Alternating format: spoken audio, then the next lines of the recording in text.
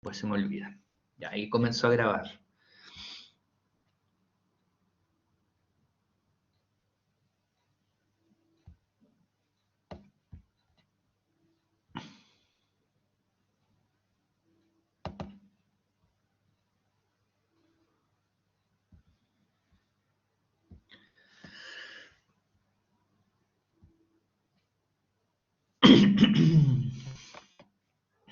Anda.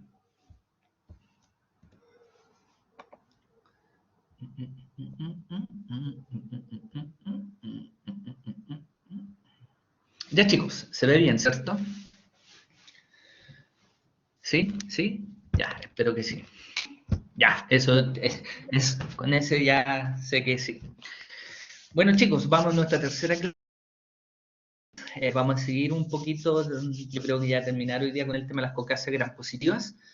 Eh, a este respecto, les cuento que esto fue lo que me enviaron a mí como planificación un poquito para el trabajo con ustedes, ¿ya?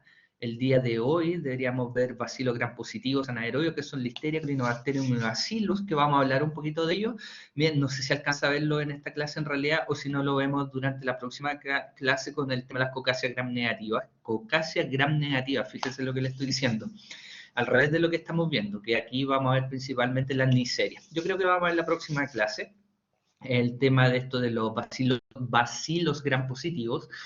Y lo que me interesa hoy día es terminar un poquito con el tema de lo que vimos la semana pasada de los estreptos y pasando a un grupo que antes era clasificado dentro de los estreptococos, que son los enterococos, y hablar un poquito sobre el diagnóstico en el laboratorio.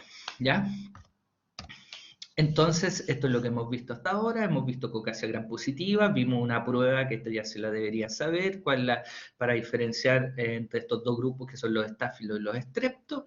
La semana pasada estuvimos viendo, la última clase vimos estreptococos, y entre los estreptococos, acuérdense que para su clasificación vimos distintas formas, vimos la hemólisis, vimos la agrupación por grupos de Lanschel, principalmente por hemólisis. Acuérdense que teníamos los que tenían una alfa hemólisis, que ahí yo se lo voy a preguntar, acuérdense que esto sí se lo voy a preguntar, ¿qué microorganismo perteneciente al grupo, los streptococcus, presenta alfa hemólisis? ¿Cuál vimos nosotros? El streptoneumoniae, ¿ya? Principalmente todos los que son del grupo Viridans, pero el grupo Viridans es más importante, el neumococo, ¿ya? Vimos también los beta-hemolíticos, que ahí vimos el Streptopiógenes y el Streptogalactiae, y uno que lo nombramos solamente, le envié un paper que también se está investigando ahora hace poco, bueno, no tampoco, pero hace unos 10, 15 años atrás, que está teniendo una mayor relevancia, que el Streptococcus anginosus, y que yo les conté que una de sus características para la identificación era que tiene un olor a caramelo bien característico. Y dentro del grupo de los que tienen gamma hemólisis o que no presentan hemólisis, tenemos a varios estreptococos que son no hemolíticos, se llaman así estreptococos no hemolíticos, y hay uno que está dentro de este grupo, que son los enterococos, y que son los que vamos a ver hoy día, ¿ya? Y además teníamos estos bacilos gram positivos, que eran la Listeria, Corynebacterium y el bacillus, que no sé, como les dije, yo creo que lo vamos a ver en la próxima clase. ¿Ya? Esto ya me imagino que ya se acordarán de esto. Aquí estamos para el lado derecho, en donde estamos con los estreptococos y los enterococos. Y la importancia de esto, si se dan cuenta, lo que vamos a hablar hoy día de los enterococos, fíjense por la clasificación. Aquí tenemos alfa hemólisis, beta hemólisis, gamma hemólisis. Y si se dan cuenta, los enterococos pueden presentar cualquiera de este tipo de hemólisis. Esa es una de las complicaciones que nos dan la identificación de los enterococos en el laboratorio. Los enterococos en realidad son un grupo de microorganismos que son cocáceas gram positivas, en cadenas. Hasta el año 84-85 estaban clasificados dentro del grupo de los estreptococos, y después de ese año, por sus diferencias ya bioquímicas que tenían, y más que estructurales, bioquímicas, se diferenciaron del grupo de los estreptos. Todavía hay gente que habla, ojo, hay gente que habla que los enterococos pertenecen al grupo de los estreptos, lo cual eso está mal. Ya, como les dije, ya salieron de esa clasificación hace ya bastante años. Hay dos que son los que nosotros vemos principalmente en clínica, que son el Enterococcus fecalis y el Enterococcus faecium, y que la principal, no siempre, pero la principal característica que vemos en ellos es que el fecalis, por ejemplo, es sensible a ampicilina y el faecium es resistente a ampicilina, ¿ya? A la vez hay dos enterococos más que nosotros lo tenemos como microbiota normal y que esto es importante cuando se hace la búsqueda de enterococos de los pacientes hospitalizados, que son estos dos, el Gallinarum y el Caseliflavus. Es importante identificarlos bien cuando salen, porque ellos tienen una resistencia intrínseca a la vancomicina, y eso es justamente lo que nosotros estamos buscando. Entonces podemos identificar mal y decimos que tenemos un Enterococcus fecalis que es resistente a vancomicina, cuando en realidad no es un Enterococcus fecalis, sino que puede pertenecer a uno de estos dos grupos, ¿ya? A grandes rasgos, con los enterococos, eso, ¿ya? Son agentes de IAS, sí, se vigilan, se hace la búsqueda de enterococo, deportación de enterococo resistente a vancomicina en los pacientes que están hospitalizados. Más de 3 días, si no me recuerdo bien, no me acuerdo si eran 3 o 5 días, pacientes que están hospitalizados se les hace búsqueda de enterococo. Y hay hospitales o clínicas en donde los pacientes cuando ingresan ya se les hace la búsqueda de enterococo resistente a vancomicina, ¿ya? Ojo, de nuevo, que no sea uno de estos dos porque ellos presentan una resistencia intrínseca a vancomicina. Ahora, y relativo a esto mismo, conversemos un poquito sobre la identificación en el laboratorio. La identificación en el laboratorio de los microorganismos, para nosotros poder identificar algo, tenemos que observar su crecimiento. Y para observar su crecimiento, nosotros en el laboratorio ocupamos distintos medios de cultivo. Esto que están viendo acá, ustedes me dijeron que ya lo habían visto en el laboratorio y eso es muy bueno. Esto que está acá es una placa de agar sangre en donde hay un cultivo bacteriano, cualquiera. Da lo mismo, lo único que me interesa es que se den cuenta que ahí creció algo. Y si se dan cuenta, es importante aquí un concepto de tener colonias aisladas. Si se dan cuenta, yo hay una colonia solita. Estas tres que están acá están relativamente aisladas, están solitas, y sirve para hacer identificación. Tú cuando tienes cultivos que están como estos, si se dan cuenta con solo mirarlo, tú te das cuenta que están un poco mezclados. Hay unas bacterias que están aquí que crecieron, que son un poco más grandes y cremosas, y hay otras que son más chiquititas y de un color medio plateado. Bueno, justamente esas chiquititas que están ahí de un color medio plateado, que no sé si se alcanza a ver bien el color, por eso ustedes tienen que verlas en la práctica, las placas, tienen que oler las placas, verlas, ahí tienen que tenerla en su mano físicamente, encuentran características. Hay diferencias entre estas bacterias que son más pequeñitas y estas son más grandes. Estas que están acá son enterococos. Identificación en el laboratorio de los enterococos. Esto es bien fácil. Hasta aquí, esto ya se lo deberían saber de memoria, que son Coccasia gram positiva en cadenas, ¿ya? Y son catalasa negativa. Y de aquí para abajo, más específicas, que son el PIR, la bilia esculina. La bilia esculina nosotros la ocupamos harto, que siempre los enterococos son positivos a la bilia esculina. La bilia esculina es un tubo ensayo que tiene un agar, que es el agar bilia esculina, se prepara, no tiene mucha ciencia, se disuelve en agua, se hierve, se esteriliza y se echan los tubitos se dejan en una posición un poquito de lado para que tomen esta forma, y tú cuando tienes una bacteria que tú sospechas que es un enterococo, tomas un poco de esta bacteria y lo siembras en el agar, y al día siguiente vas a ver que tu agar se coloca un color negro, lo cual te confirma que es un enterococo, ¿ya? Y otro tipo de agar que el agar telurito. ¿Ya? Estas son pruebas ya un poquito más específicas para identificar en el laboratorio. Ahora, ya hablando de identificación en el laboratorio de cualquier bacteria, nosotros como laboratorio de microbiología, ¿qué pasa? Y esta parte probablemente no sale explícito en el programa, pero para mí es importante que lo entiendan porque como tengo experiencia en el laboratorio de microbiología, sé cómo son los clínicos para hacer consultas sobre exámenes, sobre cualquier tipo de exámenes, tienen que llevan a que hagan consultas que a veces son de verdad un poquito inauditas, que tú te das cuenta y dicen, oh, ¿cómo te preguntan esto? ¿Ya? Y pasa con médicos de experiencia, que te preguntan cosas como, no sé, ¿por qué no está el cultivo? Oye, todavía no está el cultivo de tuberculosis, ¿por qué si ya lleva una semana?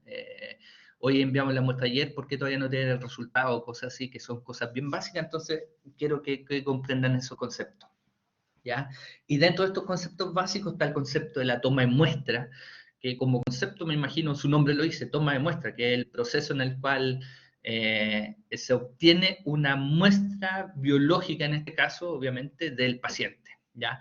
¿Y cuál es la parte, el rol que tienen ustedes? Ustedes como clínicos dar la instrucción al paciente y por favor las instrucciones claras, lo más claras posible para el paciente. Esto se lo comento cuando veamos el tema de tuberculosis. Por ejemplo, para mí como laboratorio, una muestra de expectoración tiene que ser una muestra de expectoración. Y se lo voy a decir así, disculpen que suene feo, pero el pollo verde. Por favor, díganle eso a los pacientes. Si me llega un poquito de saliva, eso no me sirve de nada, ¿ya? Y el diagnóstico va a estar mal hecho o no, simplemente no voy a poder hacerle diagnóstico. Y siempre, esto me lo enseñaron, ojo en Santiago, dentro del grupo TBC. Por favor, claro, y díganle eso, por favor,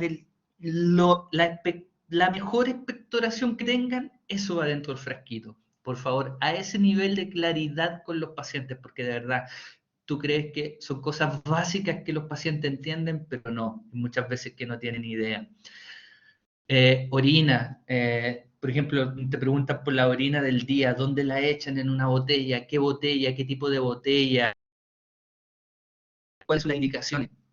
Eh, por ejemplo, una cosa tan básica, que las botellas que ocupen, que no sea una botella de bebida, porque probablemente capaz que esa botella ni siquiera la laven, entonces probablemente vaya con restos de azúcar y el resultado te va a salir alterado. Son detalles básicos que tienen que explicarle a los pacientes, ¿ya? Entonces, hay aquí un cuadrito en donde aquí está el rol de ustedes, justamente, que indicar la muestra, la toma de muestra y la hacen la orden de examen, que ustedes acá, como dicen, son quienes ejecutan estas funciones. Y todo lo demás del proceso de análisis nos corresponde a nosotros, ya sea entre tecnólogo médico, bioquímico, que sea profesional de laboratorio, los auxiliares o técnicos, lo que sea. Aquí está distribuido más o menos cuáles son las distintas funciones que tienen dentro del laboratorio, ¿ya? Para la toma de muestra hay distintos tipos de toma de muestra. Hay muestras, por ejemplo, un frasquito de orina, en donde un frasco de orina tú puedes echar, por ejemplo, como la gracia que tiene estos frascos de orina que son relativamente grandes, con una tapa sellada, tú puedes echar muestras, por ejemplo, de tejido, una muestra de un ganglio, por ejemplo, en tuberculosis me llegaban muestras de ganglio acá, y ahí les voy a mostrar después cómo me llegaban esas muestras. No sé, muestras de orina, obviamente, muestras de lo que quieran, pueden echarlo adentro de estos frasquitos. La gracia que tiene estos frascos que son de boca ancha, son cerrados y son estériles. Medio de transporte, en este caso se dan cuenta negro porque este tiene carbón, esto es un medio de transporte específico, un medio Stuart, en donde con carbón, que hace que se preserven mejor las bacterias. Distintos tipos porque tienen un calibre que es específicamente para deposiciones, que es de tapa roja, pero bueno, yo les digo aquí los colores, pero en realidad da lo mismo porque a veces los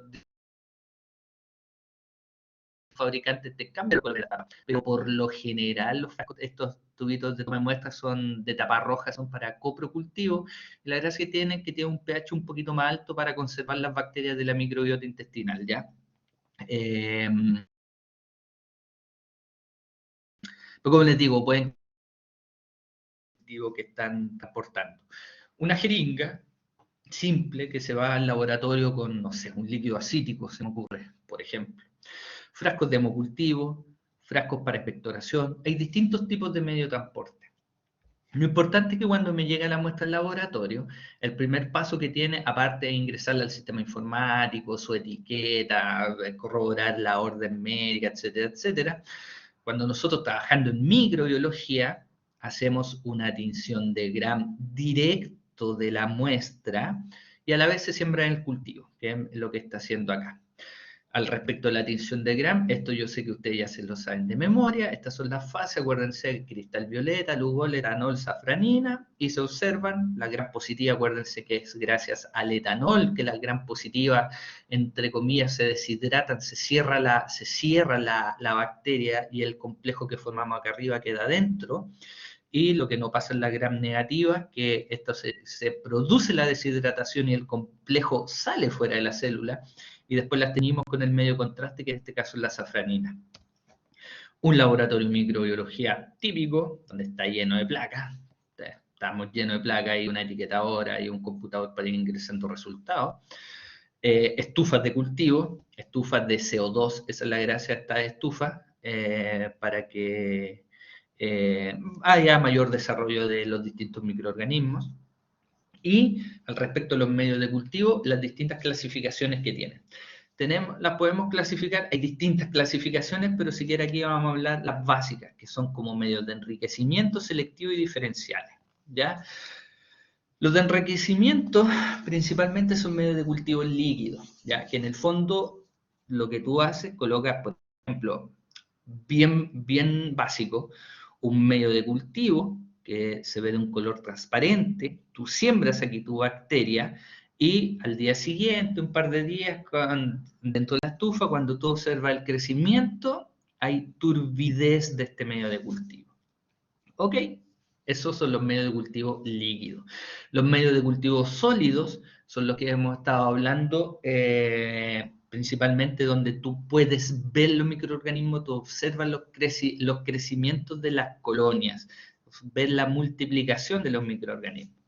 Y los medios diferenciales es, por ejemplo, lo que estábamos hablando recién sobre este medio de los enterococos, en donde había un cambio de color, ¿ya? Entonces, diferenciar entre un estrepto y otro, entre un estrepto, por ejemplo, y un enterococo, observándose solamente este cambio de color en este medio que era la bilis esculina, ¿ya? Otra clasificación es como se llama por su consistencia, en la cual tenemos medios líquidos, sólidos y semisólidos. Medios líquidos es bien parecido a lo que estamos hablando acá, los medios de enriquecimiento. La única diferencia que, ¿por qué se habla de medios de enriquecimiento? Los medios de enriquecimiento también son medios líquidos. Si se dan cuenta ahí se mezclan un poquito los conceptos. Pero en el fondo hay muestras que yo, si llego y las siembro en una placa, lo más probable es que no vaya a haber nada. ¿Por qué? Porque el microorganismo está en tan baja cantidad que necesito que crezca, por así decirlo, que crezca antes que se desarrolle, para yo tenerlo en una cantidad que al sembrarlo en placa haya desarrollo. Ese es el concepto. Por eso es un medio de enriquecimiento. Por ejemplo, los líquidos cefalorraquídeos. Los líquidos cefalorraquídeos lo podría sembrar directamente en placas, sí, ok, pero pensemos que un líquido que tenga una baja carga de microorganismos, lo más probable es que lo pierda, ¿ya? Y aquí yo a los 2, 3 días te voy a decir, no hubo crecimiento, cuando en realidad ese va a ser un falso negativo. Porque el líquido que tú me enviaste en una jeringa, por ejemplo, sí estaba positivo, pero tenía tan poquita carga, como les digo, que el medio de cultivo, la placa, no tiene la sensibilidad para detectarlo. Por eso lo que hacemos, ocupamos estos medios líquidos. En general, hoy en día, lo que hacemos en el laboratorio, estos líquidos cefalorraquídeos los sembramos en los frascos de hemocultivos, que también se los voy a nombrar un poquito más adelante. La gracia que tienen los frascos de hemocultivo, que son en el fondo un medio de cultivo líquido, de buena calidad, esa es la gracia, y que a la vez tiene algunas moléculas, algunas partículas que te inhiben los antibióticos. Entonces, entre comillas, como que te limpian la muestra y te potencian que lo que está ahí crezca y se desarrolle. Una vez que tú tienes el hemocultivo, te sale positivo el frasco, ahí ya lo puedes sembrar en placa y puedes ya empezar a hacer diagnóstico. Pero esa parte la haya quedado un poquito clara, que sí, siempre hay una confusión entre cuando yo le hablo medio de enriquecimiento y medio líquido, es que son lo mismo. El medio es el mismo, lo que pasa es que está cumpliendo como dos funciones distintas. Acá lo estamos viendo desde el punto de vista de su, como dice acá, de su consistencia, de su estructura, que estos son líquidos, y acá, por la función que cumple, en este caso la función es enriquecer, o sea, aumentar el desarrollo del microorganismo previo a su traspaso a la placa, ¿ya? Bueno, medios líquidos, que es lo que hemos estado hablando, medios sólidos, que son las placas de cultivo, y medios que se llaman semisólidos o blandos, que son algunos, esto es bien raro que se ocupe, sí, ¿eh? Pero sí, todavía se ocupan algunos, que son medios que tienen agar, pero están un poco más diluidos, si se dan cuenta, esto también tiene agar, pero tiene una concentración mayor, por eso esto queda como una gelatina sólida. Pero esto queda como estos tubos de acá quedan como una gelatina semisólida, es como agua gelatina, no sé si se entiende. ¿Ya? Cuando yo comencé a trabajar en esto hace ya 10 años atrás, que ya se ve bastante tiempo para ustedes, todavía están aquí en el liceo o antes de eso todavía en la enseñanza básica, cuando yo comencé más o menos el año 2010, 2011 a trabajar, nosotros preparábamos todos nuestros medios de cultivo, prepararlos. ¿Saben lo que es eso? ¿Saben lo que es preparar medios de cultivo? Bueno, no era tan terrible tampoco. Teníamos una técnico que nos ayudaba. En realidad ella era quien lo hacía, nosotros la supervisábamos, ¿no? Pero hoy día es prácticamente impensable. Probablemente en algún laboratorio chico, en el sur de Chile, allá en la Patagonia, me imagino, todavía siguen preparando medios, pero acá, o sea, eso ya es impensable. Para la cantidad de maestros y para el nivel tecnológico y el nivel, como están los pacientes hoy día, estar pensando que hagamos un mal diagnóstico porque no compramos placa, eso es, no, ya llega a ser hasta poco profesional en el fondo, ¿ya? Y para eso, hoy en día, lo que hacemos es comprar las placas de medios de cultivo. Y lo que les pongo acá, esto está de internet, esto es de la página de Biomerie, que fue lo que encontré en las fotos de las placas. Entonces, si se dan cuenta, ellos dicen que este es un agar sangre, se llama agar Columbia sangre más sangre chip blood, esto es sangre de cordero. Eso es bien importante que la sangre que se ocupa en estas muestras, o sea, para las placas, para los medios de cultivo, es sangre de cordero. Y de hecho, en los tiempos antiguos, ya mucho más antiguo que yo, sí, en el ISP, por ejemplo, ellos tenían sus corderos y les sacaban sangre para hacer los medios de cultivo. De hecho, siempre me contaban cuando yo llegué a ese laboratorio, yo no lo vi también en los años 70, 80, tenían sus propios corderos para sacarle sangre y hacer los medios de cultivo, cosa que después, cuando empezaron ya a funcionar un poco más la UMT, se empezó a trabajar con sangre humana, pero la sangre humana no tiene el mismo rendimiento. Hay algunos anticuerpos que han en la sangre humana que te hacen, por ejemplo, que te pueden hacer que no te crezcan algunas bacterias. Suena raro, pero sí, es verdad, no es lo mismo, por eso el patrón, el gol estándar en esto es la sangre, ¿ya? Bueno, lo que están viendo ahí es un Streptoneumoniae, que es, aquí está bien bonito, esto creció en un agar sangre. El Streptoneumoniae debería crecer en agar sangre, sí crece, pero no crece tan bien, crece mejor en agar chocolate, que un poquito más adelante le voy a hablar de ello, que en el fondo es agar sangre, pero con algunos ingredientes extras que en el fondo, por así decirlo, te potencian la calidad del medio de cultivo y hace que bacterias que cuesta que crezcan ahí, crecen ahí. ¿Ya? Y en un agar sangre es como el comodín, si se dan cuenta, se puede sembrar de todo. Sangre, lavado bronquiolulares, aquí dice fluido es cerebro espinal, o sea, líquido cefalorraquídeo, aspirado endotraqueales, muestras del aparato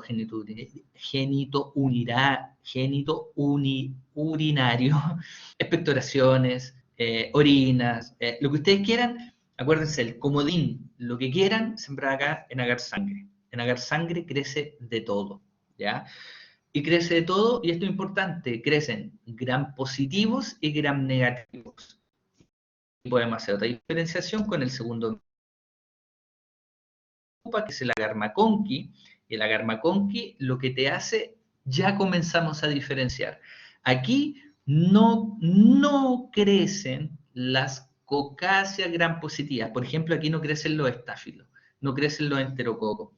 pero sí crecen lo que son Bacillus gram negativos, todas las enterobacterias, por ejemplo las coli. Esto que están viendo acá son Escherichia coli. ¿Ya? Y lo mismo, tú puedes sembrar, si se dan cuenta con el anterior, son prácticamente el mismo tipo de muestras que se pueden sembrar acá. ¿Ya? Estos son como nuestros dos medios básicos, que son el agar sangre y el agar McConkey. De hecho, por ejemplo, para la orina, para muestras de orina, venían, bueno, hasta hace un tiempo se compraban las placas que venían con la mitad de placa de sangre y la mitad de placa de McConkey. La orina siempre la sembramos para hacer el diagnóstico básico de orina en sangre y en McConkey, ¿ya? Y por eso estas placas venían así que estaban listas. Bueno, que les vaya quedando el concepto entonces de las colonias aisladas, que tener colonias solas de los cultivos puros y un cultivo puro, que es el cultivo que tengamos de un solo tipo de bacteria. ¿Cómo se van a dar cuenta de eso? Solamente mirándola, viendo la placa. Y después de eso, cuando ya ustedes tienen el cultivo positivo aquí en placa, ustedes ya comienzan a hacer las pruebas bioquímicas. Tenemos las pruebas bioquímicas básicas, que ustedes ya las saben, por ejemplo, la catalasa, la coagulasa, y pruebas bioquímicas más complejas que se las voy a nombrar al tiro. El concepto de colonias aisladas va con esta diapositiva, en donde ustedes esto lo van a hacer en el laboratorio, cómo se hace la siembra de una muestra. Entonces, por ejemplo, esa es nuestra asa de siembra. Tú vas a estar con tu mechero, acuérdense siempre, pero si se flamea, estamos trabajando en laboratorio de microbiología, estamos con un mechero, nuestras placas, nuestra muestra. Flameamos nuestra asa, esterilizamos nuestra asa, tomamos muestra y sembramos en este sentido. ¿Qué dice después? Flameamos, tomamos muestra de nuevo, pero tomamos muestra desde acá, desde esta muestra que ya tenemos sembrada aquí en la placa. Entonces tomamos una vez y empezamos de esa vez a hacer una extensión. ¿Ya? Flameamos de nuevo y ahora nuestra muestra va desde acá. Flameamos y ahora hacemos la parte final. Con eso podemos obtener esto que está acá, que se ve tan bonito, que son colonias puras y colonias aisladas. O sea, en el fondo lo que van haciendo es cada vez primero pusimos aquí muestra pura, bien concentrada, y después para acá empezamos a diluir la muestra, ¿ya? Para lograr obtener estas colonias que están solitas. Que es lo mismo, el mismo bonito que está acá, número 1, número 2, número 3, en cada uno de estos pasos hay que ir flameando el asa, ¿ya? Para obtener, estar sembrando, bueno, sí, igual se tiene que hacer la siembra, pero de hecho esto que están viendo acá es una siembra automática, ustedes ni siquiera lo siembran, esto lo hace un equipo.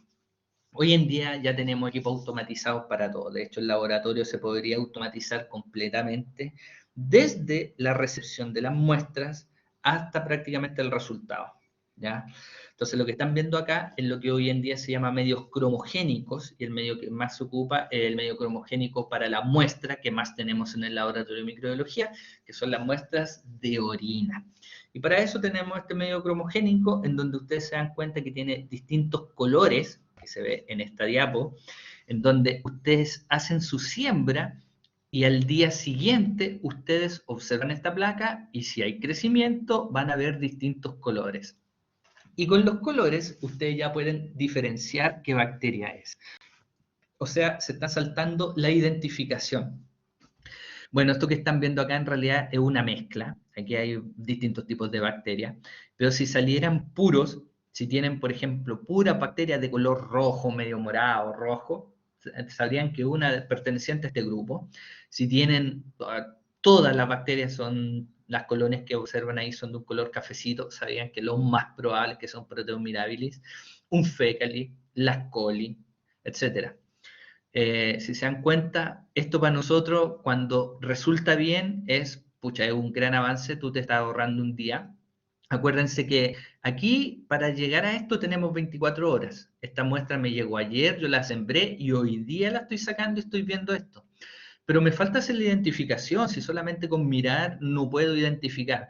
En estos casos, y que son orinas, que son muestras bastante sencillas, en realidad sí podría identificar y mandarme un carril y decir que este es un enterococo fecali.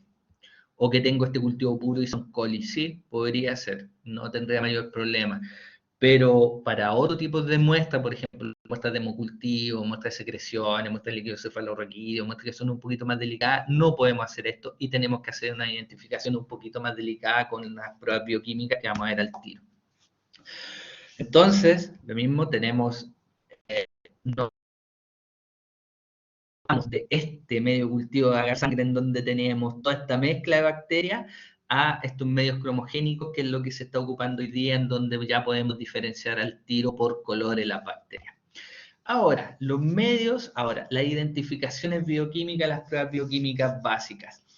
Tenemos nuestra batería bioquímica clásica, que esta probablemente al que le guste este tema se las va a tener que aprender, que son el TCI, el LIA, el MIO, el citrato y la urea, ¿ya? En donde tú, cuando ya tienes tu bacteria, haces estas pruebas. Y estas pruebas no son para Caucasia, sino que son para bacilos gram negativos.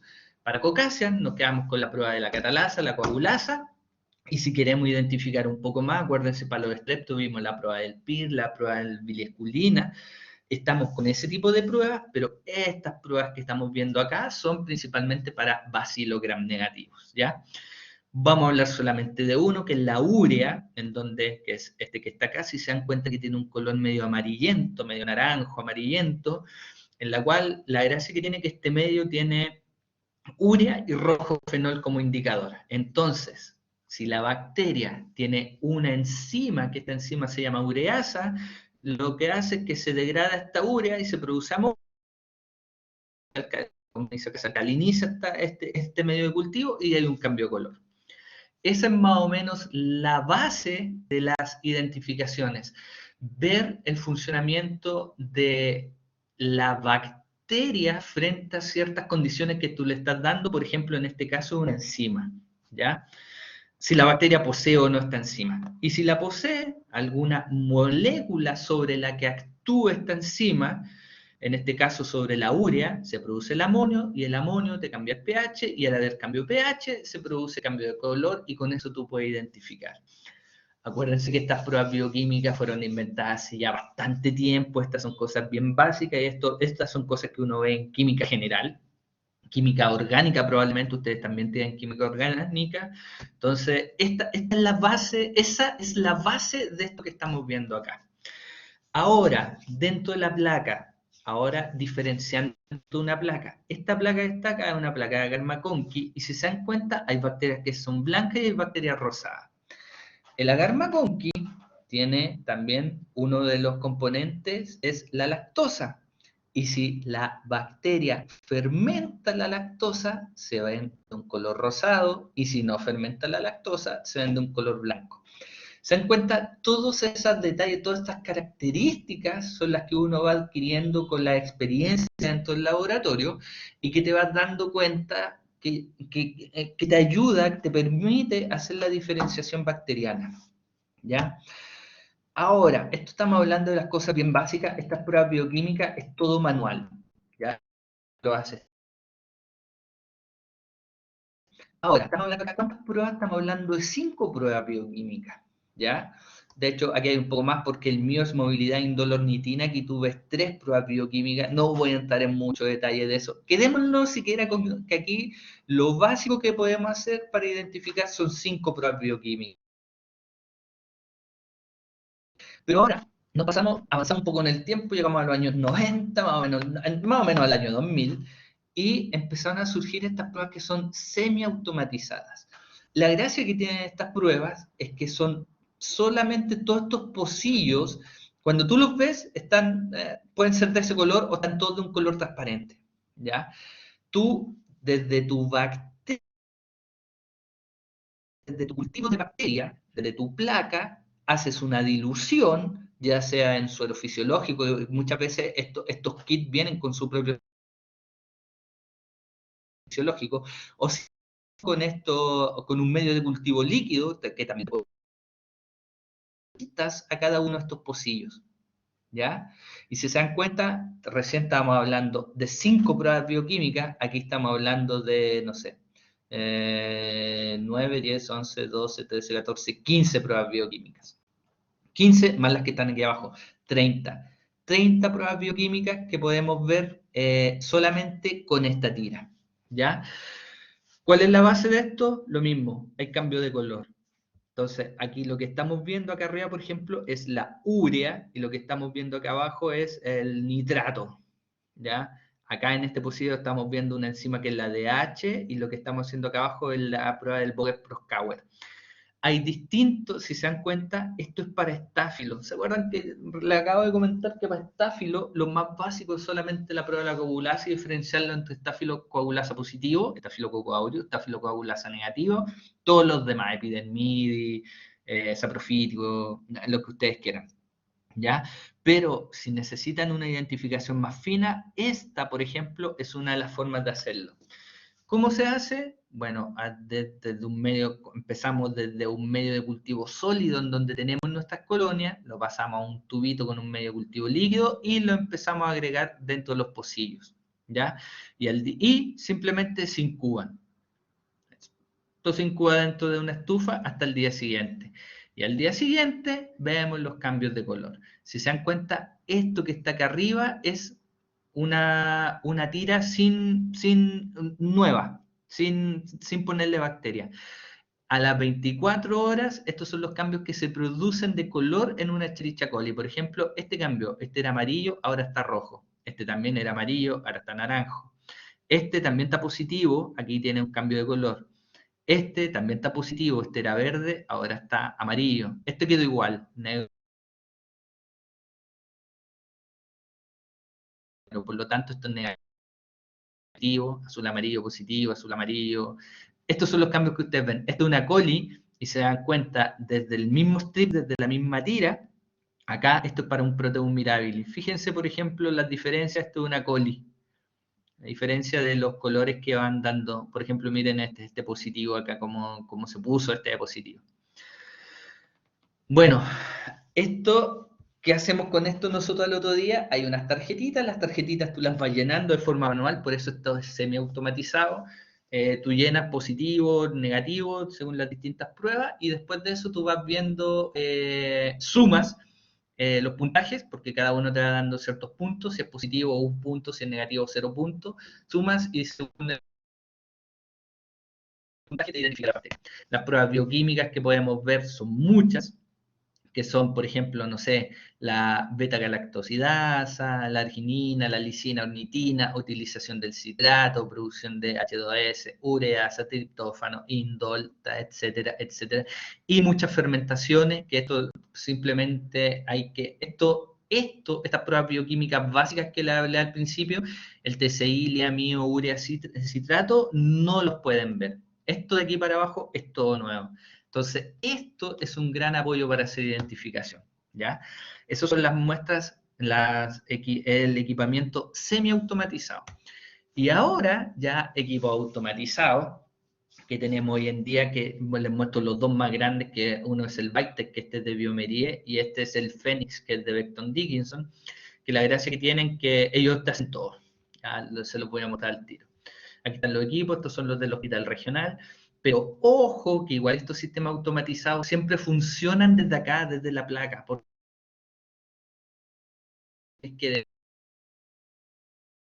la muestra y a las 24 horas, cuando ya tengan su cultivo positivo, en este caso, si se dan cuenta, el otro tubito que viene con un buffer, con un poco, no sé, pongámosle suero fisiológico, entonces tú tomas, agregas la bacteria acá, haces una solución.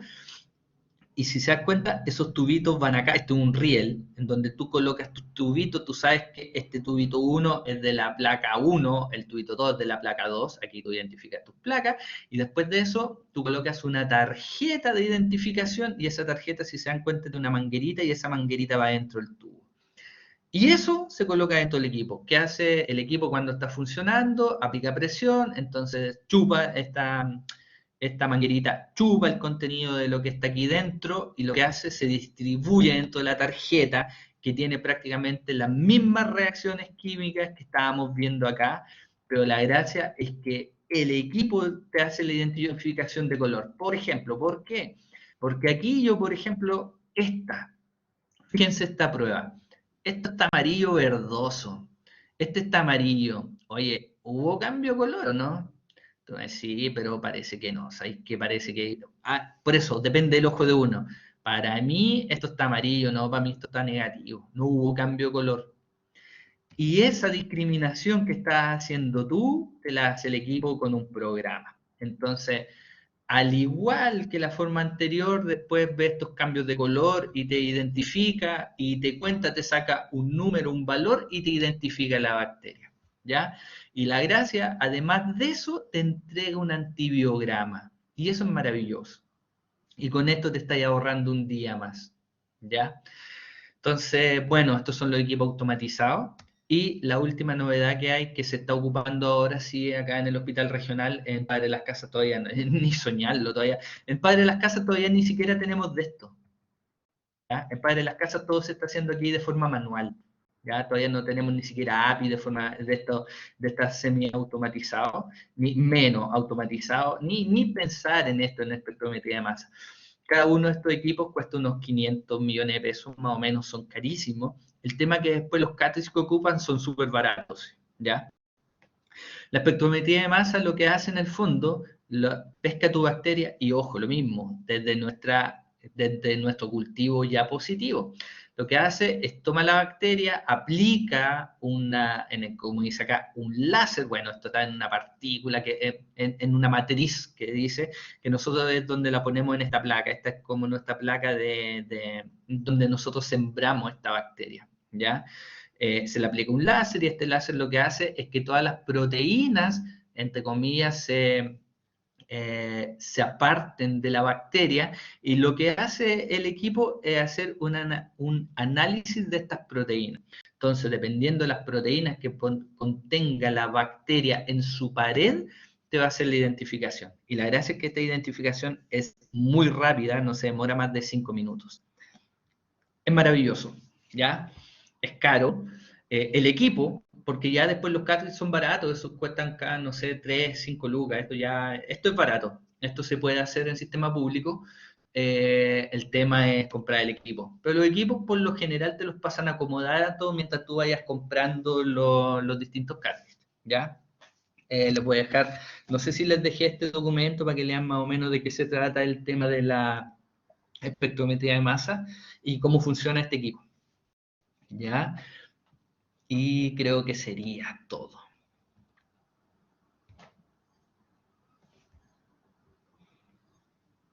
¿Alguna consulta, chicos? No sé si les quedó más o menos claro esto.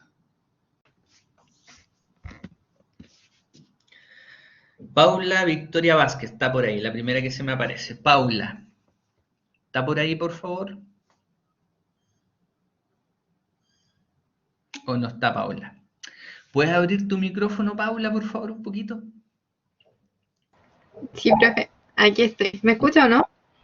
Sí, perfecto. Cuénteme, ¿qué le pareció? ¿Le sirvió? ¿Le gustó? ¿No le gustó? Etcétera.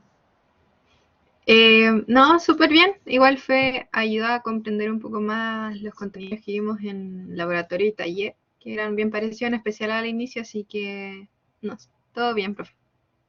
Ya, qué bueno, qué bueno. Y esa es justamente la idea. Bueno, como me dices que a lo mejor ya algo vieron, tal vez reforzarle un poquito eso, porque de verdad yo la experiencia que tengo es que los clínicos, y está bien, el rol que tienen ustedes, no deberían saber mucho de laboratorio, pero te das cuenta que hay algunos que no es que no sepan mucho, sino que no saben nada de laboratorio. Entonces, por eso a mí me gusta reforzarle un poquito y que tengan estos conceptos básicos de siquiera que entiendan los tiempos.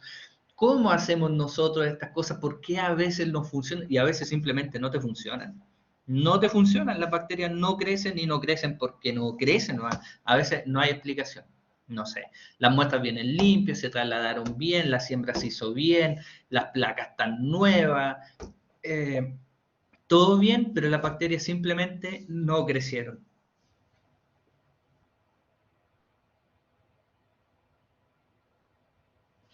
Ya chicos, sería por hoy entonces. Ahora sí voy a terminar la grabación que ya me pasó la vez pasada.